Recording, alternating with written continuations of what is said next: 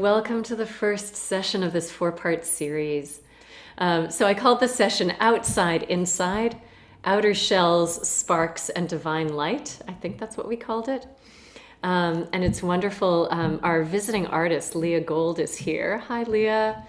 I know there's illness in your household, so you're welcome to keep your camera off. And just wanted to acknowledge that you're here.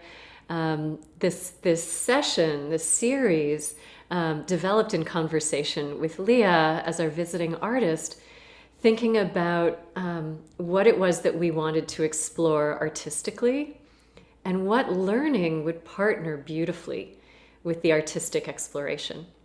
And this kind of back and forth, so that we want the learning to be where images, metaphors, ways of exploring kind of bubble up in the learning and can feed the creative work, the artistic work, and how the arts exploration can further feed our learning, thinking, engaging, exploring. There you are. Hi, Leah. I am going to probably keep my camera off because there are a bunch of things happening, but I did want to say hello and that I'm really excited for the series to begin. So wonderful to see you, and blessings and prayers of refuah shlema, healing and strength for your whole family. And again, so Leah's going to be teaching some workshops, some arts workshops in February. And she's also given us some arts homework to do for anybody who wants for each of these four sessions, with very simple materials that you have at home. If you have paper and pencils, you're good. To be able to take each session's learning and begin to do some visual exploration with it. So that's an option. That feels pretty exciting to me. So our starting questions with this series basically go kind of right to the heart of asking, what is the nature of reality? Asking, before creation, what was? Asking, I mean, these are big, juicy questions. Asking, is what we see with our eyes, what we sense with our five senses, is it the totality of what is? Is reality more vast? Are there deeper truths than what we can perceive on the surface of things? And if so, how can we access that deeper something or that deeper isness? How do we penetrate through? How do we probe beneath? How do we stretch our imaginations or learn other ways of encountering existence? And I think embedded in that is what's hidden. So we have the world of the surfaces of physical reality. And this series is going to probe all those questions about what is it that perhaps we don't see, that is an opening into a much deeper reality. How do those sound as our beginning questions? Who has an answer? Psh, I like Tamar's psh. That's a good gesture. So it's interesting that the book of Genesis, Sefer Bereshit, begins. Does anybody remember how does Genesis begin? In the beginning, there was chaos and void. Great. Bereshit bara Elohim et hashamayim ve'et haaretz, which is often translated as in the beginning. God created heaven and earth. I'll read just a little bit more. והארץ הייתה תוהו ובוהו וחושך על פני תהום ורוח אלוהים מרחפת על פני המים. The earth being unformed and void, tohu vavohu. Nobody knows exactly what that means because this is the only time that it ever appears in the Torah. Some people translate it as wild and waste. And with darkness over the surface of the deep, and a wind of Elohim, of a wind or spirit, ruach Elohim, sweeping over the water. So that's our Torah's description of the very beginning. But actually, Bereshit, which is often poorly translated as in the beginning, our sages say actually is closer to, it's more accurate to say Bereshit, with beginning, God created heaven and earth. Or when God began to create heaven and earth, ... And it's clear from the description, there's already stuff in existence. There is darkness. There is tohu vavohu, this unformed wild and waste, this primordial soup. There's water. So wait a second. Has that already been created? And what does it mean that when God began to create, so what was God before creating? Good questions. Midrash Genesis Rabbah, one of our bodies of rabbinic imagining and teachings and commentary, asks the question, why was the world created with the letter bet? The word Bereshit, I'm going to put it in the chat, looks like this. Hold on. There, Bereshit. And the first letter, can everybody see that? The first letter sort of looks like this. It's closed on the top, side, and bottom. It's the second letter of the Hebrew alphabet. Why didn't the Torah begin with the letter Aleph, which is sort of looks like that? And Midrash Genesis Rabbah asks, why was the world created with a bet? Just as the bet is closed at the sides, but open in front, so you are not permitted to talk about what is above, what is below, what is before, and what is behind. We can only talk about things from the day of the creation of the world and onward. What a beautiful teaching. So the letter bet that comes to begin when God began creating heaven and earth, ... everything flows forward. But Midrash is saying, don't ask what existed before. Don't think about what is on the other side of the letter bet, above it or below it or before it. That's closed to you, you humans. And yet, so much of Jewish teaching, especially Jewish mystical teachings, Jewish teachings that are interested in engaging in direct encounter with the divine, with divine reality, are exactly asking those questions. What is the nature of reality? So what is the nature of the divine? The divine energy of creating. Well, what was that divine energy and reality before creating unfolded? I want us when Leah and I were thinking about what we should explore in learning, what we might create in creating together,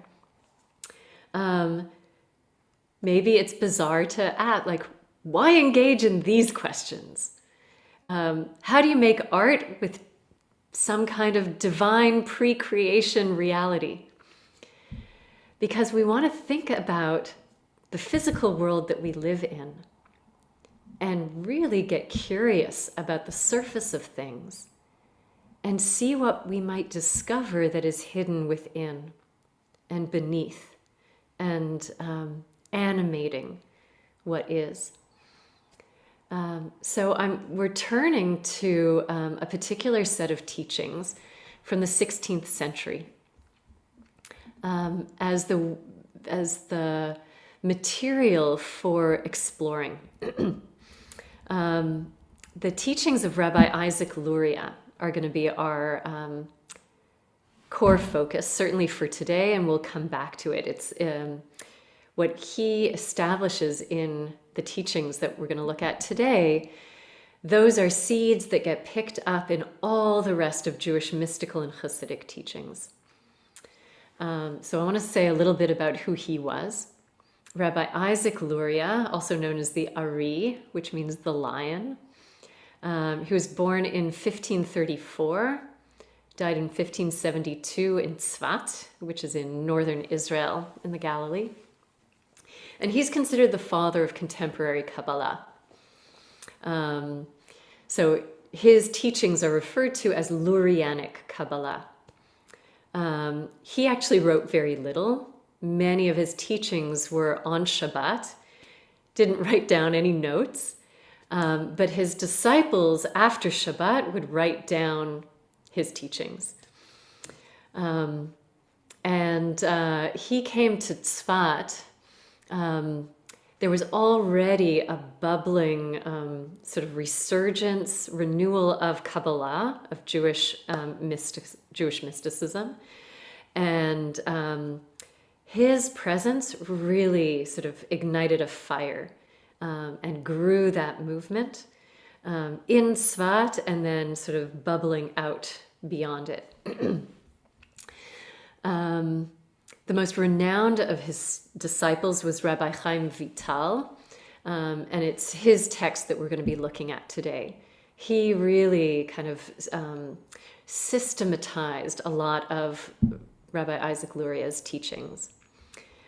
And it's worth saying, so this is what I referred to as contemporary Kabbalah. It's based on teachings that come from the 13th century, from the Zohar, from the foundational work of Kabbalah, of Jewish mystical thought that appeared in Spain. And so if we can think historically, Jews were expelled from Spain, moved to various countries in that region, and a lot of people who were already engaged in mystical thought, but also Jews in the wider community, felt that that moment of expulsion excuse me, was the precursor to Messianic times. That this radical disruption was actually an issuing forth of the time of the Messiah. And Mashiach would appear in Israel. So a whole group of those who were expelled from Spain came to the land of Israel. And so this center of Kabbalah developed in northern Israel, in Tzfat, and began to develop teachings that were sparked by Kabbalah, by earlier Zohar teachings, alongside this sense of messianic liberation and grappling with big questions of the meaning of exile, and questions about how we transform reality to bring Mashiach, to bring ultimate liberation. I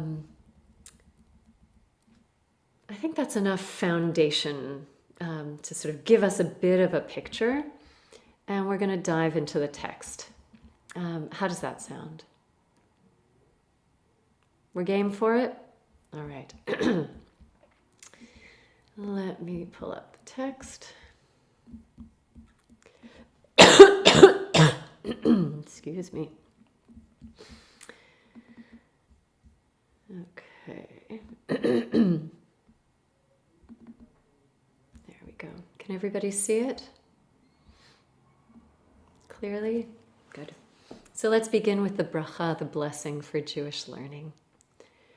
Baruch atah Adonai Eloheinu melech haolam, asher kidshanu b'mitzvotav v'tzivanu la'asok b'divrei Torah.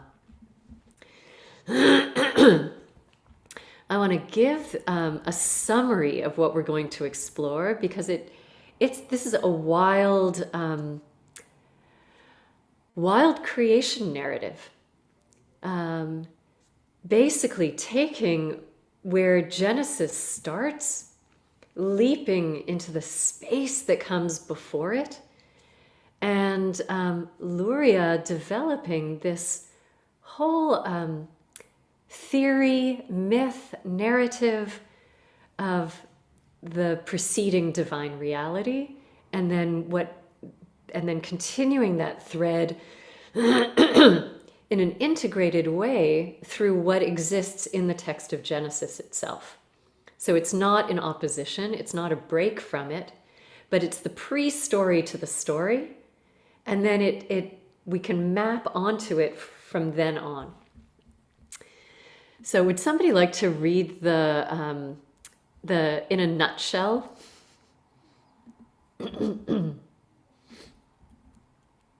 Jacqueline. Okay, yeah.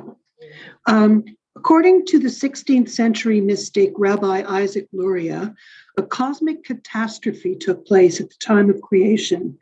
Ein Sof, literally that which has no end, the name of total divine unity in which nothing other than divine oneness can exist, contracted Tzimtzum, itself making an open or empty space, devoid of God, as it were. Because no space can exist that is truly devoid of God, the divine emanated divine light contained in vessels. The divine light, however, was too powerful and caused the vessels to shatter, resulting in the creation of the physical world filled with shards, husks, shells, with divine sparks trapped within them. Sometimes these keripot are described as the evil and darkness of the world. In other descriptions, the nitzopsot are hidden in all of the natural world, in human beings and in experiences. It is an ongoing task of the Jewish people to redeem these sparks wherever they are found, to release them from the shells in which they are encased, and to restore them to their divine source, repairing the fractured divine and bringing redemption to the world. The exile of the Jewish people, then, is a necessary part of redeeming the sparks. Sin causes the sparks to remain hidden in the world, while mitzvot, with the right mystical intentions, reveal and release these hidden sparks. That's the little summary. Just to give us a beginning picture of what we're going to look at in more detail. But the vocabulary is valuable. So first, this idea of Ein Sof, which literally means that which has no end. So this is not the word God. This is not the word Adonai. This is a language to talk about divine everythingness that has no beginning, no end. Ein Sof. So let's look at the text from Rabbi Chaim Vital that explains from that summary. Does somebody want to read the first section?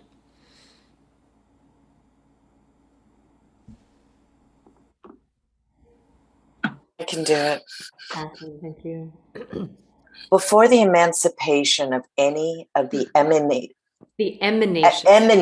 before the emanation of any of the emanated entities, the divine light completely suffused all of existence, and there was no free space, no empty vacuum whatsoever.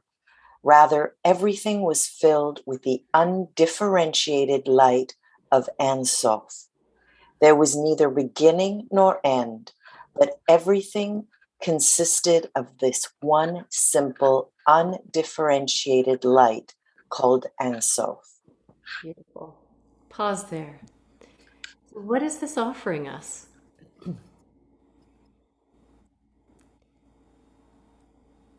I'll explain in a moment. We'll see what he's talking about by the emanation of emanated entities. We'll get to that. But what exists before anything else comes into being?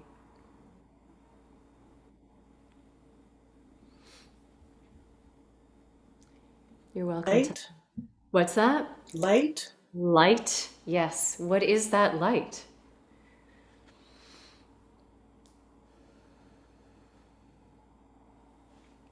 What are its qualities? What is it?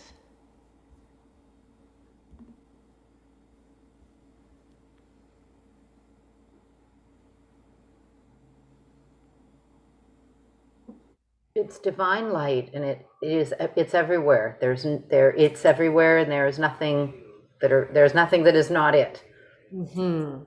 All Ein Sof. Undifferentiated. I think that's a really valuable phrase. John wrote consciousness. Yes, perhaps. What do I think of using the term consciousness here? That might be already the beginning of differentiation. Here, the description of Ein Sof, undifferentiated. The language of Genesis is all about differentiation.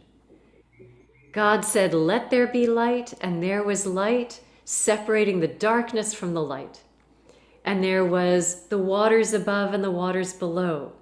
And there was land and there was water, and God separated the dry land from the water and the waters below from the waters above. It's all about distinguishing and separating and creating order in the creation of material reality. And interestingly, through speech, which is also totally about concretization and distinctions and differentiations. But in this prior moment, there is nothing but this undifferentiated light. Anya wrote emptiness. I would more precisely maybe use the language of no thingness, the sort of nothingness that's not nothing, but there is, in a way, it is both emptiness and it is everythingness. There is nothing but divine light. Beginning of thought, not yet. And Esther, that's a beautiful question and point, because we're going to see in a moment where thought begins. So there isn't even divine thought yet. Divine being in sheer isness.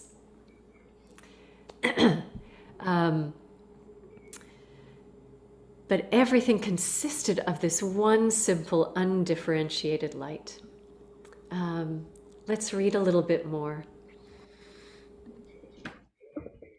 Catherine, do you want to continue? Sure. When Ein Sof determined to create its world and to issue forth the world of emanated entities to bring to light the fullness of his energies, literally activities, names and qualities, this being the reason for the creation of the world, Ein Sof then withdrew itself from its centermost point at the center of the light, and this light retreated from the center to the sides, and thus there remained a free space, an empty vacuum. Great. So the question underneath here is, how is it that anything exists at all? If God if the divine, even using the word God, already limits to God to certain activities and beingness, if the divine is Ein Sof, how did existence come into being? Well, here is a description first of Ein Sof, the Hebrew Allah birtzono.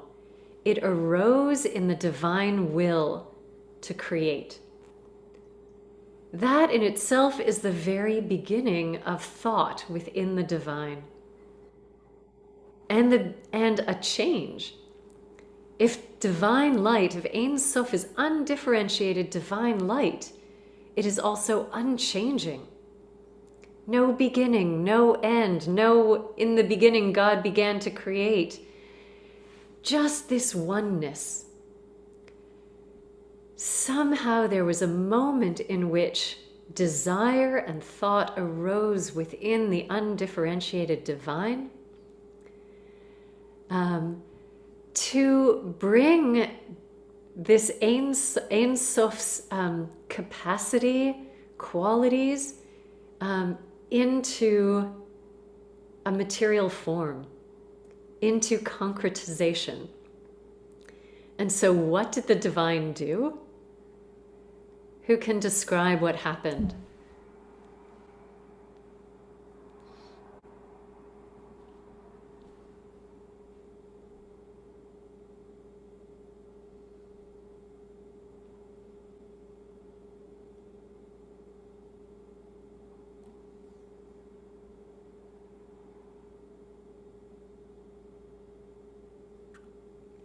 Ein Sof withdrew itself from its centermost point, at the center of the light, and this light retreated from the center to the sides, and thus there remained a free space. If God's going to create a universe, if Ein Sof is going to create a universe, there has to be a space that is not utterly filled with undifferentiated divine light. There has to be a space into which creation can take place. So imagine, I like the image of perhaps pregnancy and how the organs need to move out of the way for the fetus to grow. We'll see later the image of a rock dropped into water and the way that the water is displaced by the rock and moves to the sides. So there's this sense that first arises desire, then arises this shift and a pulling away. The word tzimtzum means contract. Contracting to the sides and creating a no Ein Sof space. Okay, let's continue. Would somebody else like to read? We have a nice little graphic here. I can read. Great, thank you, Kara. The ray of light. Yes. Following this process of contraction, which left behind a void and space which were truly free and empty in the middle of and surrounded by the light of the Ein Sof, there was therefore a place where it was possible for the emanated entities and created matter and all the worlds to exist together. Then the Ein Sof extended its light as a single straight line, emanating from the light of Ein Sof itself, which contracted itself into a circle, as was mentioned. The light emanated from there, the Ein Sof, from top to bottom, extending and descending into this void. Okay, so what does this describe? What's happening here?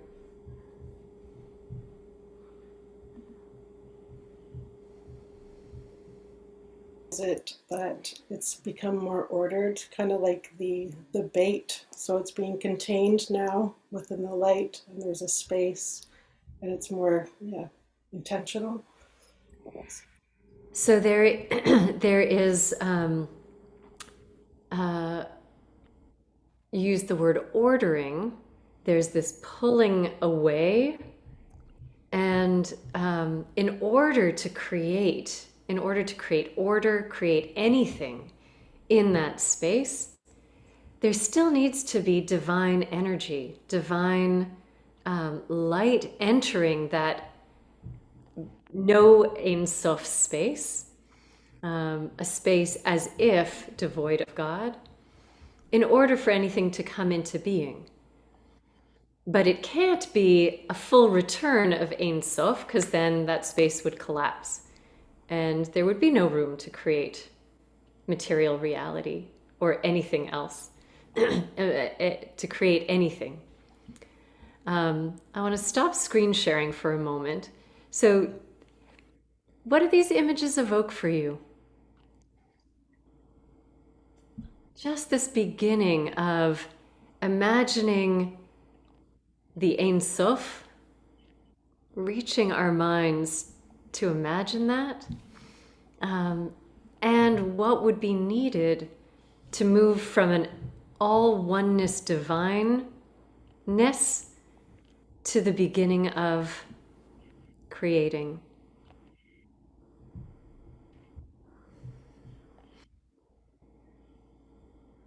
It's a very different story than Genesis. I really like this image of kind of a sphere, like this idea of being surrounded by divinity, this sort of like infinite energy, as opposed to, I feel like a lot of the time things are sort of explained as a person-like figure kind of looking down, and this idea of like a full, endless, encompassing of a spherical space feels more aligned with how I understand nature to function, I guess, with its sort of the interconnectedness of everything. It feels, I like that image a lot. I think that's so helpful to name that when we're talking, the language of Ein Sof is not in the language of God as a big person or as a being, but this that which has no endness, this divine allness. The images of God that we have in the Torah are very much anthropomorphic. God feels, God knows, God speaks, God does, God loves, God feels betrayed, God liberates, God punishes. That is not this language.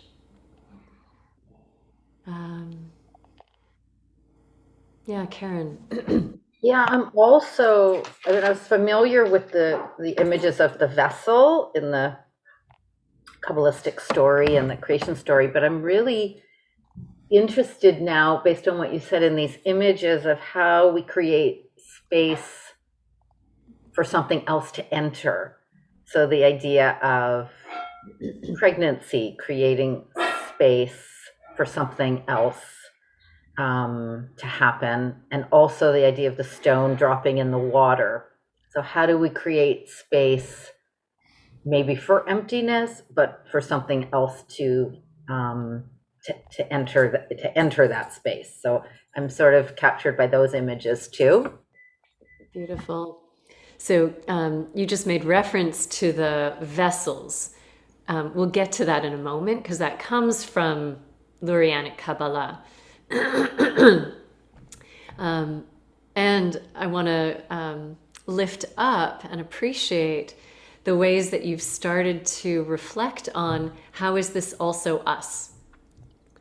How is this map of all of existence and of the divine also a map for human existence and for the dynamics of our living, creating, this process of creating space and emptiness, and what can enter the emptiness? what needs to happen for creating, for creativity to unfold. Beautiful. Tamar.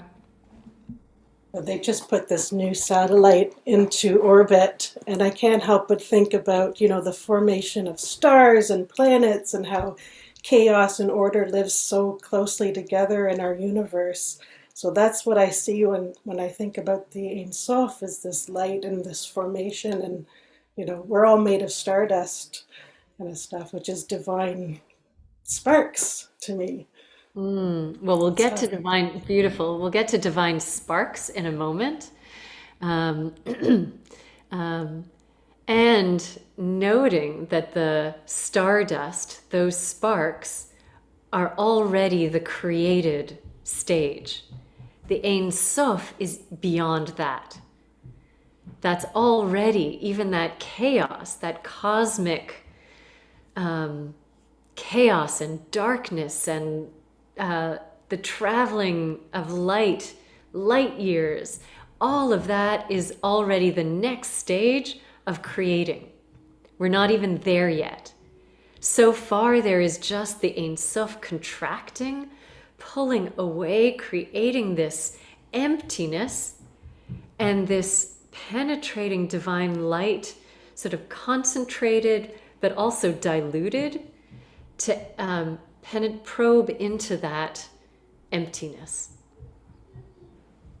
Okay, are you all with me? Rabbi, how is it diluted? I can see it being concentrated. It doesn't go. It doesn't diminish by making space for matter. But if we were to drop a stone into the water, there's no less water. It just creates space through movement. But what about diluted? Just curious. Great. So the Ein Sof that's around the empty space is full Ein Sof, nothing diluted.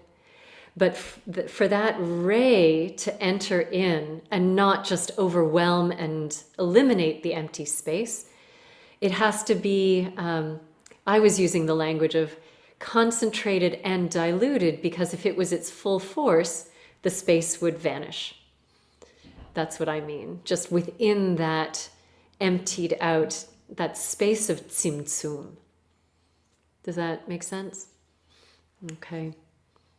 Any other questions? And don't worry if it doesn't all make sense or you don't know what to do with it, or we're going to keep moving. And I promise we will get to physical reality. We'll get there. Okay, let's keep looking. I'm sorry, Linda, were you about to say something?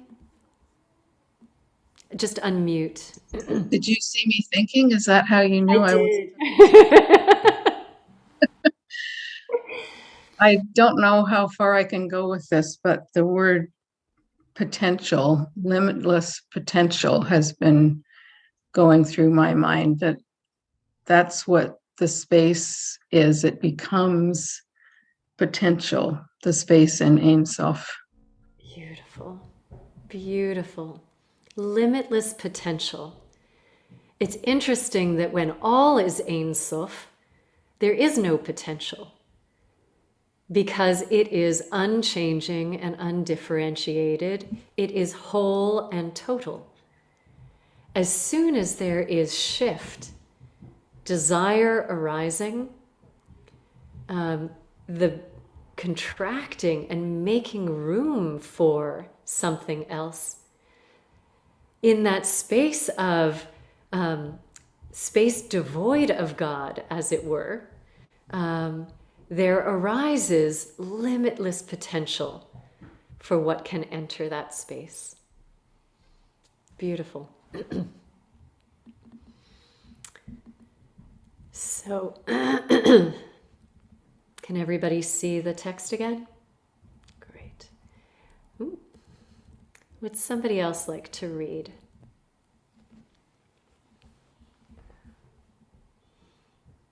I'll read. Thank you, Tamar. When the lights of Ein Sof began to extend through the ray mentioned previously into the space of the void it began to form a circle and made a round circle within the void of the Ein Sof without touching it, the Ein Sof. Into the first circle was called the circle of the Sefirat Keter, crown of the Sefirot, closest to Ein Sof, and afterwards extended another ray, and it too formed a circle in the image of the second circle within the first circle, and it was called the circle of the Shevirat HaKelim, wisdom. Similarly, this ray descended and was drawn downward and extended and formed a circle within a circle, until the 10th circle, which is called the circle of the Sefirat Malchut, kingship or sovereignty of the Sephira, most accessible in the material world, also called Shekhinah, feminine, immanent, divine presence. Great. I hope you're all totally confused. Yes? Excellent. So what is this describing? We have already in the Zohar, and the Zohar is drawing on some earlier sources, a system called the Sefirot, divine emanations. So let's imagine if first there was Ein Sof, limitless divine, and then this Tzimtzum, this divine contraction. How does God then bring divinity into this empty space in a way that doesn't just return it to total Ein Sof? There is a process of emanating divinity, divine energy, divine qualities in a kind of, in more, I'll use the language again, of diluted and concentrated forms. So this is a map of the Sefirot. Let's just see. So can you see my cursor as well? So you see how this is open-ended? Up here and all around is Ein Sof.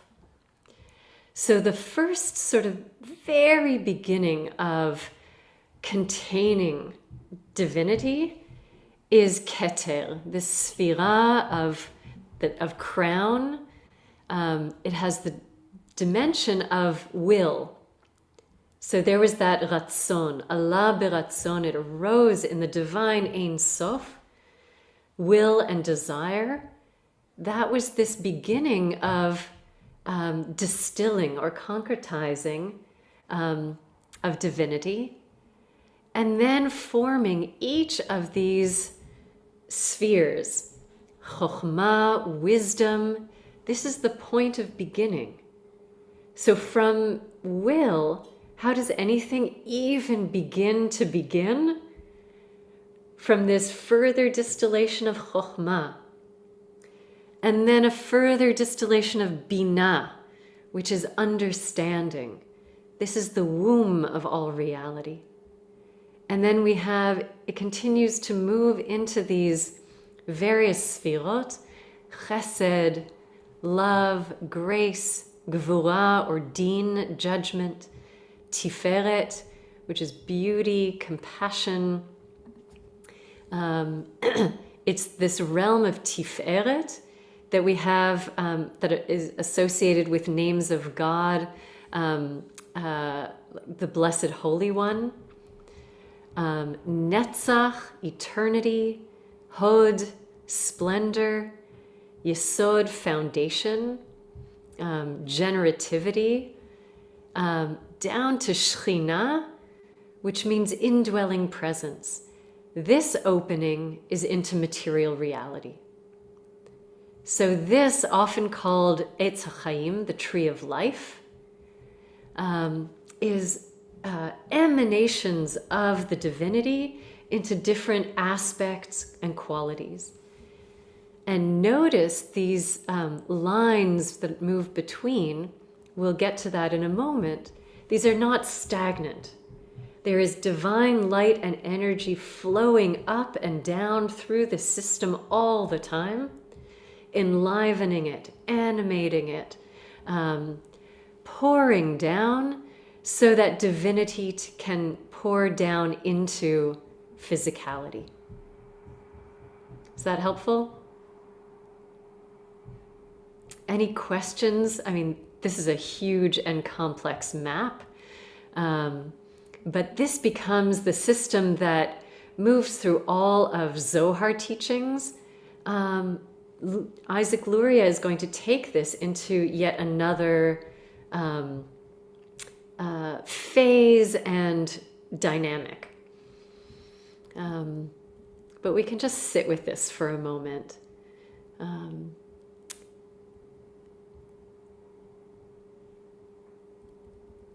And now, somebody else.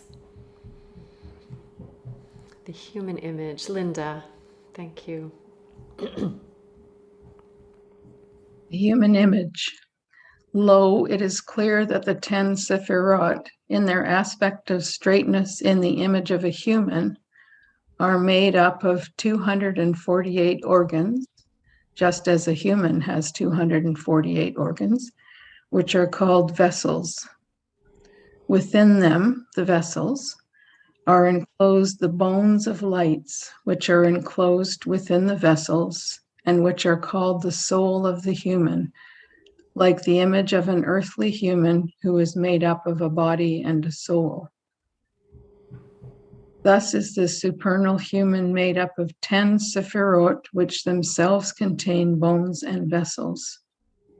And concerning these bones, they are the aspect of the internal lights which bring light within the vessels, and they are likened to the soul of a person which is within the body of a person to enlighten it. As the verse says, the candle of God is the soul of a human.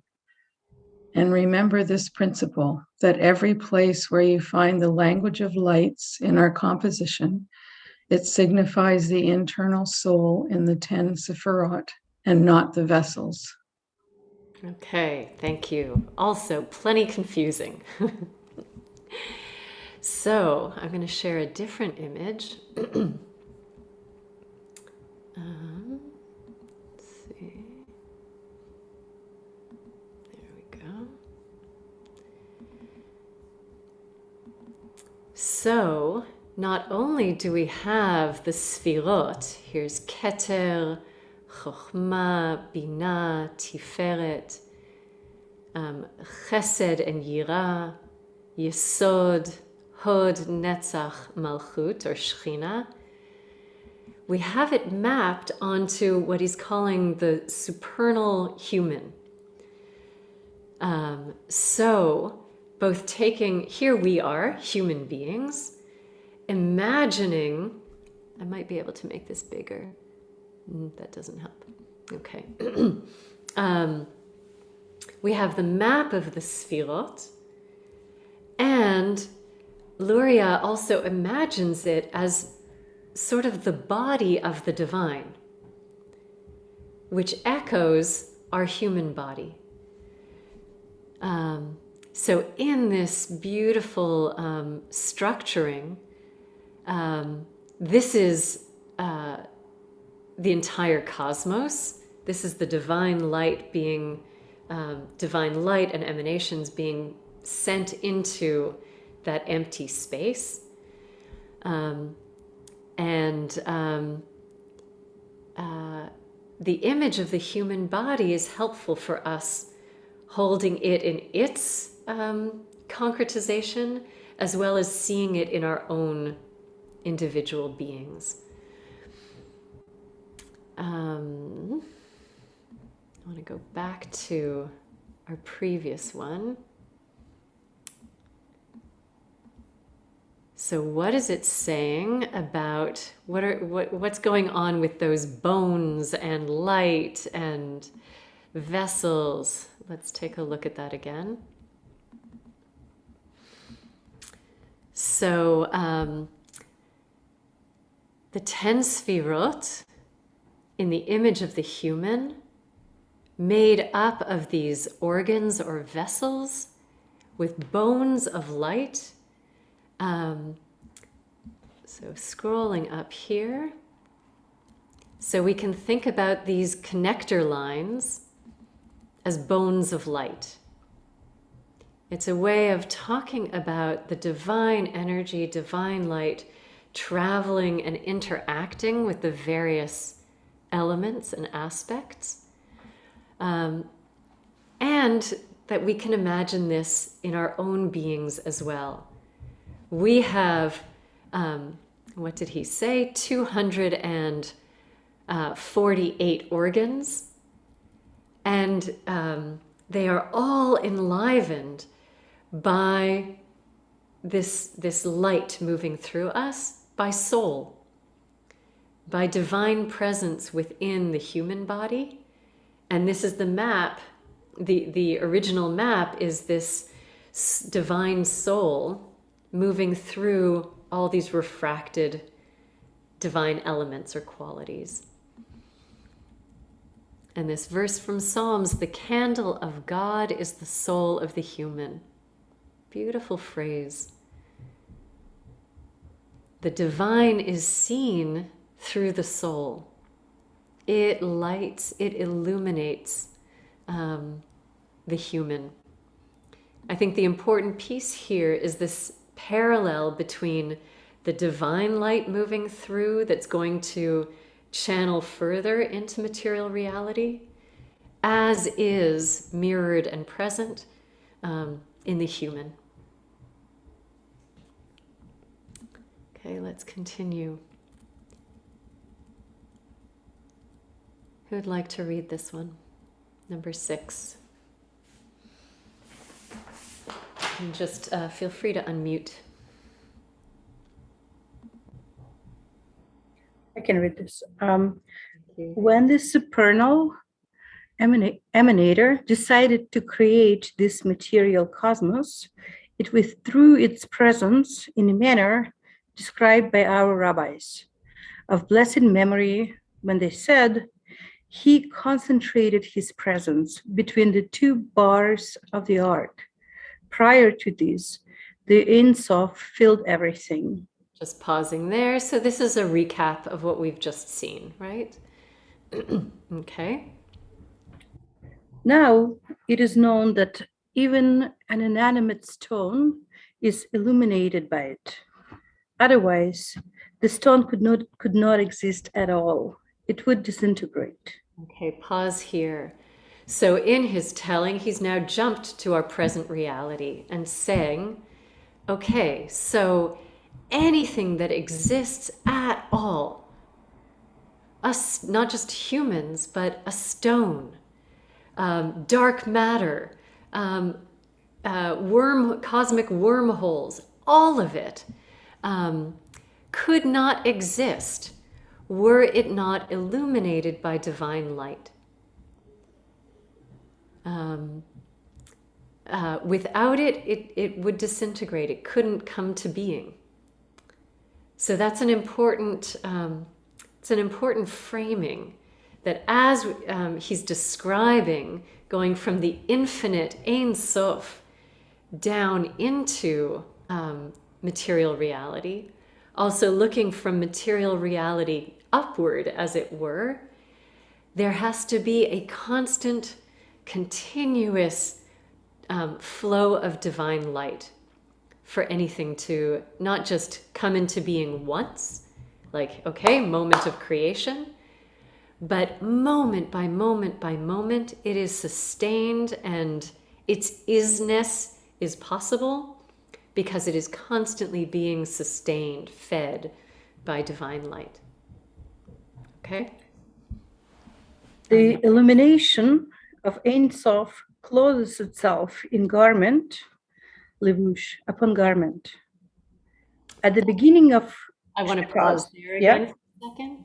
The illumination of Ein Sof clothes itself in garment upon garment. I just want to pause there. Thoughts and what does that evoke for you? So we have these two images or descriptions. Nothing could exist were it not constantly illuminated by divine light, and everything that exists is kind of God in drag. God dressed up, God garbed, Ein Sof in clothing.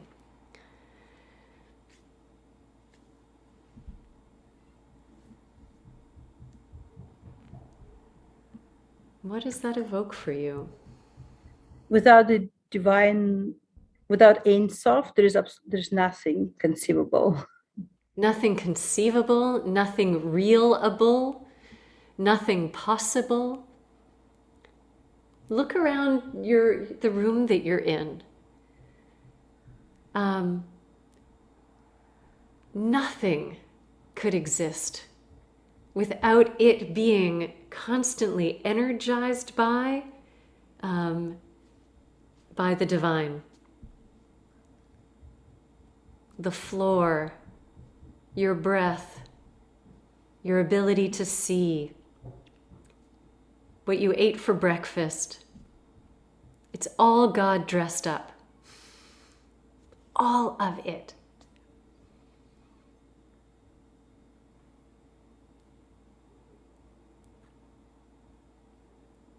Responses, thoughts? I think I saw Linda's mouth just go, wow. Yeah, Tamar.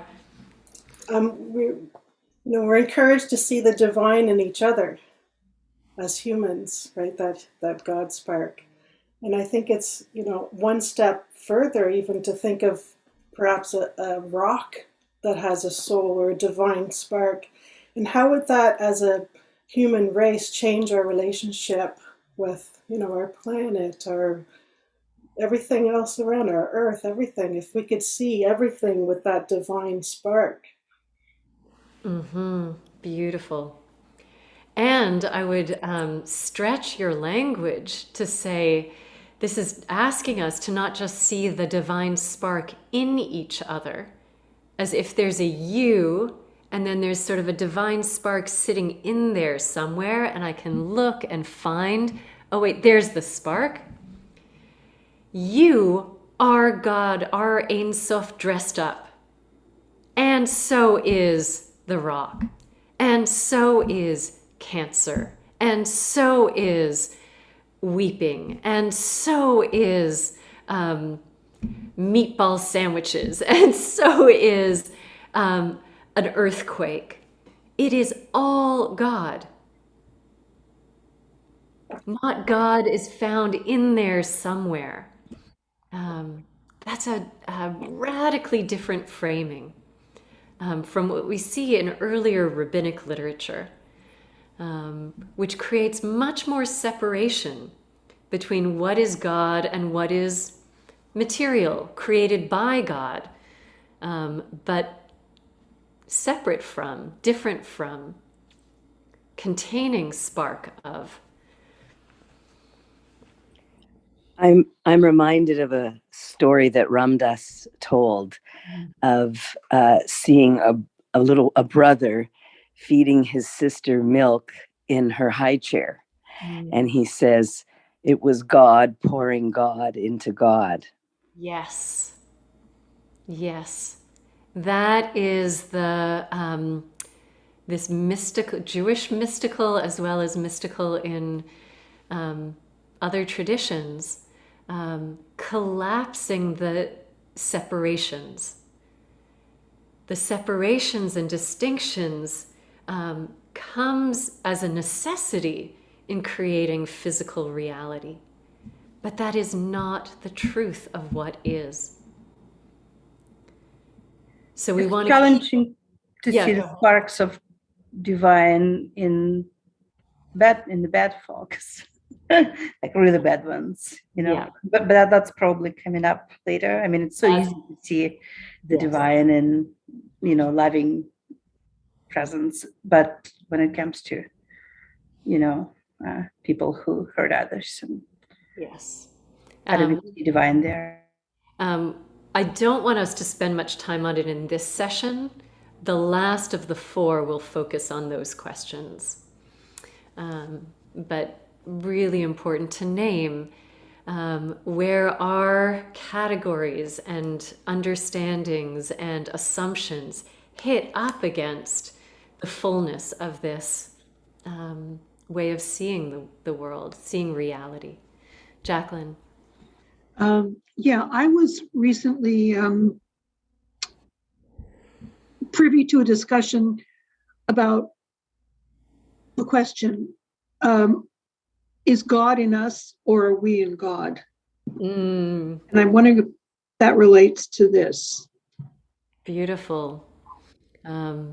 It's the, once we engage with the language of we're not just bags of bones and neurons reacting, and once we engage language of the divine, there are all kinds of different ways to name it and seek to understand and relate to it. What is part of what? What is an external manifestation? Where are there separations? So we're going to keep exploring that language. But that's a beautiful way of framing it. Are we in the divine? Is the divine in us? Or is it all oneness wearing different outfits? Great. Let's continue. So we got to here. Please continue, Anya. At the beginning of creation, when the Blessed One withdrew its presence all around in every direction, it left an empty space in the middle, surrounded on all sides by the light of Ein Sof, empty precisely at the centermost point. Had it not done so, the light would have been greater on one side than another, which was not the intention of the Blessed One, but rather he intended that the empty space would be surrounded equally. Great. The light withdrew like water in a pond displaced by a stone. When a stone is dropped in the pond, the water at that spot does not disappear, but it merges with the rest of the water. So the withdrawn light converged beyond, and in the middle remained a vacuum. Then all the fullness and density of judgment within the light of Ein Sof, which had originally been like a mere drop in the ocean, became measured and was separated from Ein Sof. Descending and gathering itself into the empty space, it became transformed onto an amorphous mass, golem, out of the foulness and density of the power of judgment, as mentioned, surrounded in all directions, above and below, and on all sides, by the light of Ein Sof. Okay, pause there. So there was a little bit more repetition, and then we have something very new here. That when it was all Ein Sof, there was within it this quality of din, of judgment. When God enacted Tzimtzum, contracted and withdrew a space where there was not Ein Sof, there became a concentration of the foulness and density of din, of judgment. This, what's being described here is an amorphous mass, a golem. And out of that, we are going to get creation. Creation of the entire universe is from this concentration of this strange quality, this strange material. We'll hold it there for a second. Jacqueline, I see your hand is up. Go ahead. No? Okay. Do you know how to take your hand down? There. Got it. All right. Oh, you just put it up again. That's okay. But I know you're not okay there. Great. Okay. Anya, would you continue from out of this mass? Out of this mass emanated the four worlds: emanation, creation, formation, and actualization. Okay, pause here. You may be familiar with the four worlds in Jewish mystical teachings. We play with them at the Tu B'Shvat Seder, for example. This is the world of Atzilut. When it says emanation, this is the realm of spirit. Fire is associated with it.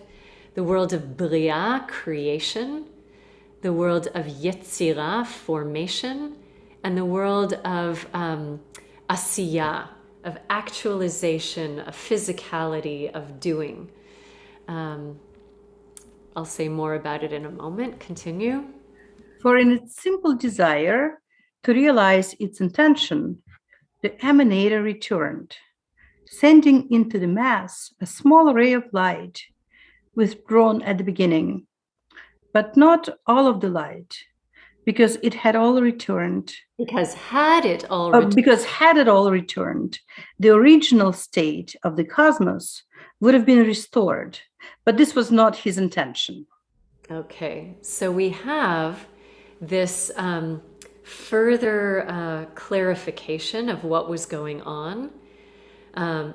The pulling away of Ein Sof, the sending into that empty space. It's such a strong image, this amorphous mass of foulness and density of the power of Din, of judgment. Okay, that's going to be the stuff of these four worlds. Emanation, creation, formation, actualization. And the sending of this ray of light into that, so divinity penetrates through, but not so much that it returns to its original state, because that's not what the divine wants. There is this desire for some kind of relationship, for some kind of creating otherness, and the creation of material reality. Let me just take a look at, I see a question. Oh, self-actualization. Not quite there yet, but maybe that's some human version of this. So we have yet another system being layered on top. We have the Sefirot. So we have, again, in that empty space, God sending Gershom Shalom, a scholar, major scholar of Jewish mysticism, refers to it as the Godhead. These different divine emanations or qualities, for God to be, for that divine energy and light to come into the realm of the physical, the material, these refracted God elements. And layered on top of that, we have this four world system. I want to share this image because that will help us too.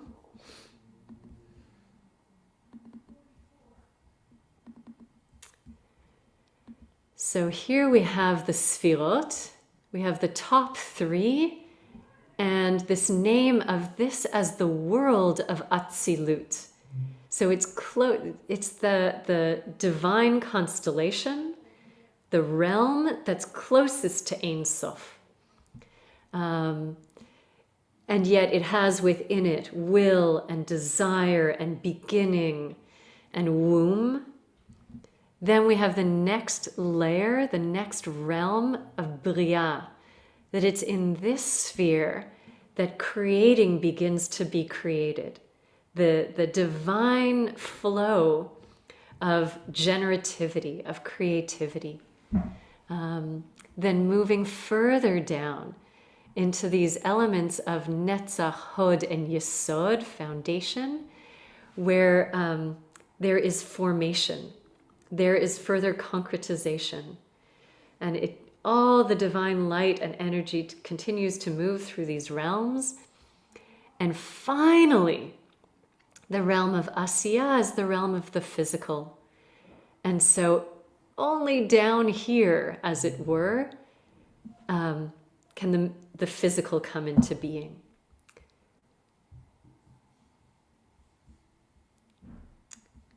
Okay. I want to see questions, thoughts. And I want to say, this is complex. I think what I'm intrigued by, what I want us to explore, is how these images can offer us new lenses for looking at and relating to the physical world we're in, and what it might give us access to, what is hidden beneath the surfaces, what surrounds all that is, that gives us a totally different way of feeling, experiencing, engaging. So don't worry is this a story, a myth? Is this human language for systematizing something that is utterly beyond words? Is this one person's imagining or the cracking open of his consciousness and insight so that he got a picture of divine reality that few have ever been able to access? We can play with these as images, as possibilities, and see where it takes us. How does that sound? Let's look at a little bit more. Okay. So earlier, Karen talked about the vessels and the breaking of the vessels. So here we get a bit of a description, and it will definitely confuse us further. But let's see where it takes us. Who would like to read next?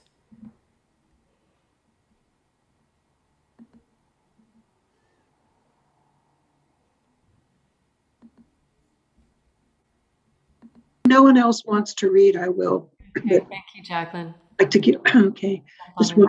Okay, just a second.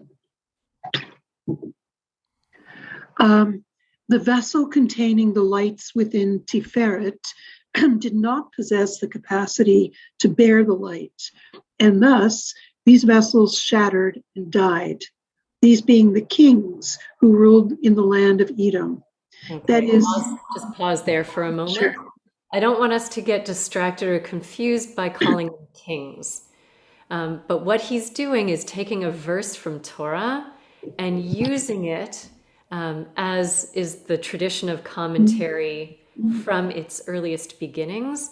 Whenever you want to find evidence for something, you, commentator, take a verse of Torah and read what you want to teach through that lens.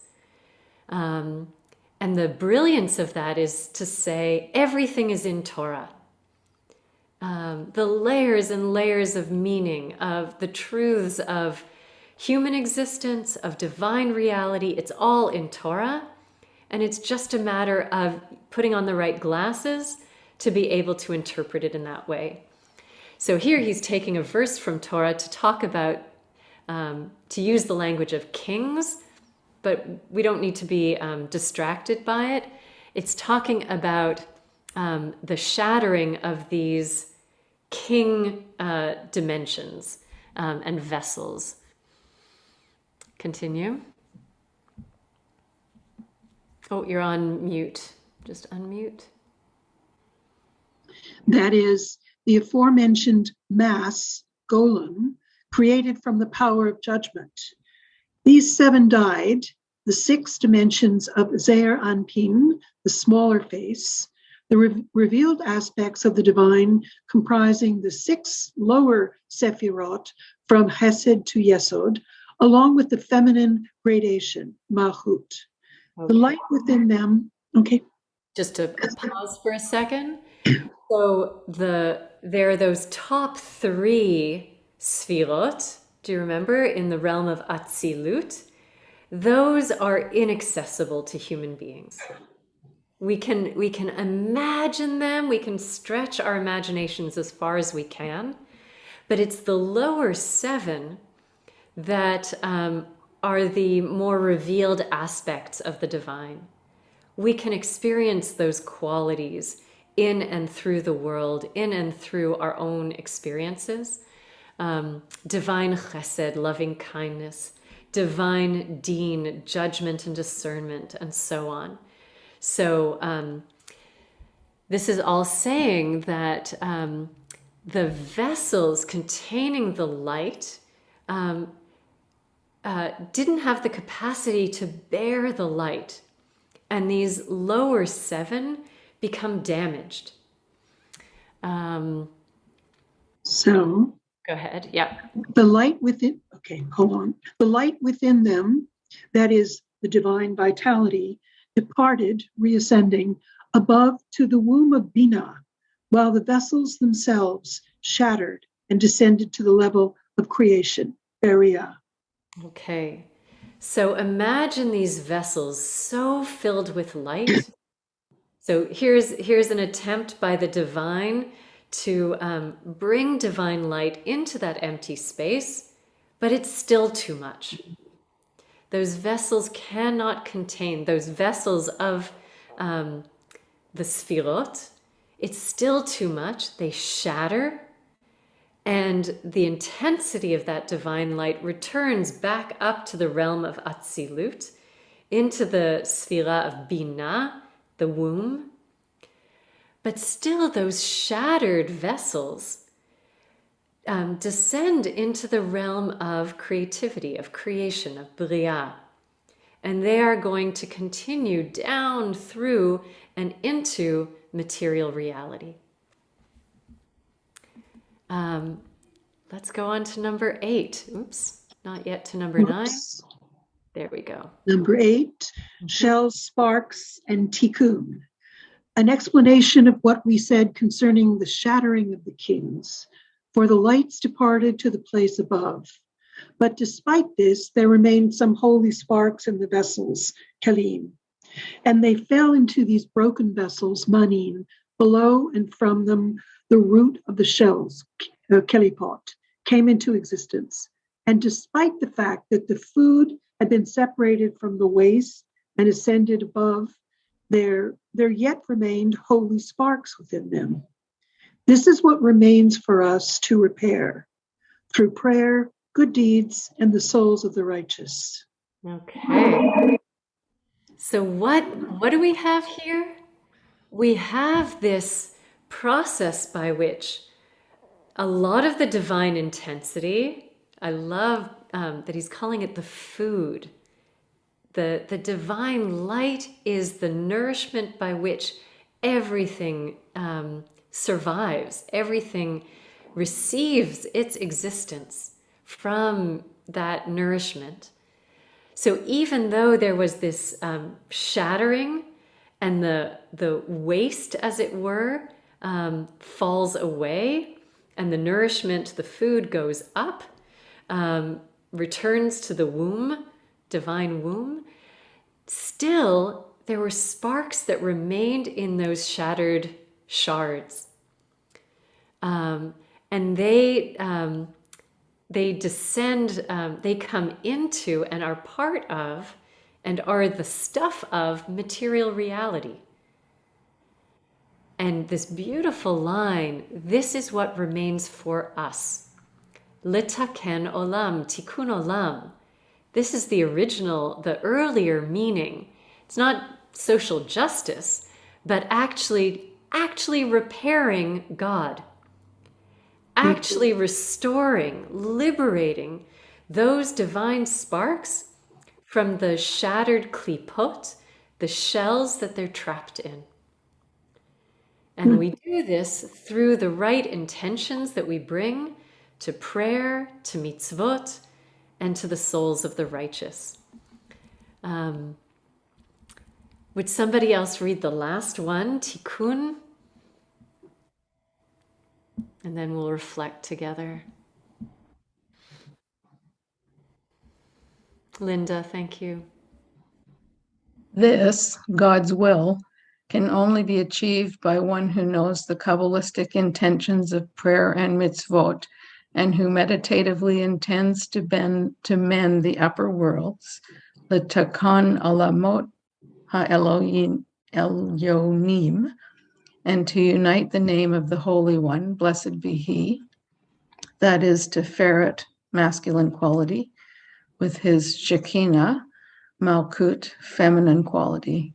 Okay, just pausing there for a moment. So this is quite a remarkable statement, that it is the task of the human being to make God whole again, to unify out of these Sefirot, these refracted and separate parts of divine, to unify them, and to liberate the sparks of broken divine pieces, to return and restore divine oneness. And we do that by having the right intentions in every mitzvah, in every prayer. Continue. And his intention, excuse me, and his intention should have nothing to do with receiving a reward in this world, or even for his benefit in the world to come. Even in connection with the study of Torah, do not think that it is for the purpose of learning its contents, but do so in order to unite the Holy One, blessed be He, and his Shekinah. Beautiful. Every mitzvah, lighting Shabbat candles, learning Torah right now, even though we said the blessing for the mitzvah of engaging in Torah learning, this is not for our own enrichment, but actually it is part and parcel of what we are doing right now, that we are restoring oneness and wholeness to the divine. That hidden in everything that is, everything that we do, are sparks of this broken divine godness, and we are reuniting. We are making whole. We are setting the sparks free. Thoughts, responses?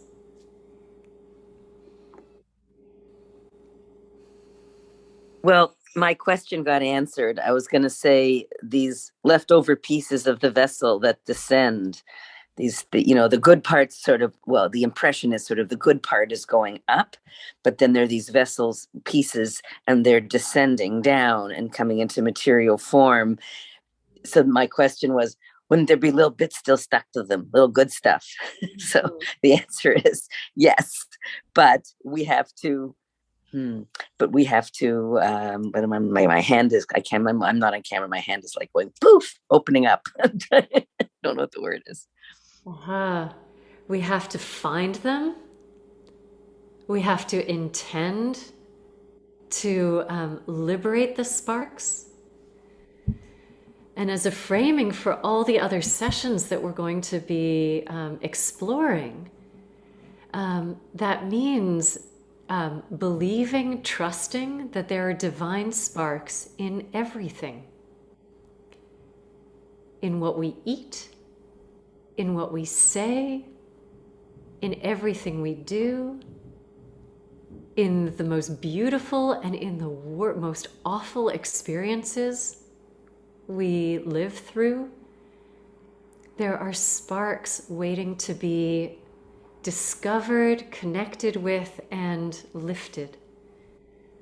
Tamar. When you were talking about it being food, I couldn't help but have this, picture in my mind of that we're kind of licking the bowl of creation in some ways. Gorgeous. Beautiful. And tomorrow night is Tu B'Shvat. We're going to be learning. Next session will be about eating and releasing sparks. But as a sort of preview, it's the Tu B'Shvat Seder was created by the 16th century mystics of Tzfat. And each of those 4 worlds is connected with different foods that we eat. The world of Asiyah, the world of physicality, is connected with foods that have an external hard shell. Nuts, peels, orange peels, banana peels. We have to crack through their klipa, their outer shell and husk, to get to what's inside. That's the first world. Then we eat foods that have a soft outside but have a hard pit. Dates, olives, and we eat those with mystical intention and liberate the sparks. We can get through the outside more readily, but there's a hard inside. And that's the world of Yetzirah, of formation, which is connected with emotion and water. And then we eat foods that are in the realm of Bria, creation, that you can eat totally through and through. Things like blueberries and figs. And that's the realm of Bria, where there's no boundary on the outside and no obstacle on the inside. And then in the world of Atzilut, the one that's closest to the most filled with divine light, there's nothing to eat. This is the realm of fire.